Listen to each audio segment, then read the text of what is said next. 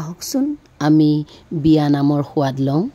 অসমীয়া বিবাহ অনুষ্ঠানত আয়তীসকলে গোৱা মাংগলিক গীত এই বিয়া নামবোৰ অসমীয়া লোকসাহিত্যৰ এক অমূল্য সম্পদ। বিয়া নামবিলাক বিভিন্ন সময়ত গোৱা হয়।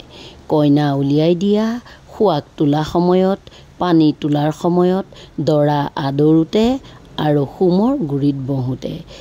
এতিয়া আমাৰ ছাত্ৰীসকলে এটি পানী তোলা গীতৰ বিয়ানাম গাবলৈ আগবাঢ়িছে আৰু তেওঁলোকে এক অভিনয়ৰ জৰিয়তে দেখুৱাবলৈ প্ৰয়াস কৰিছে।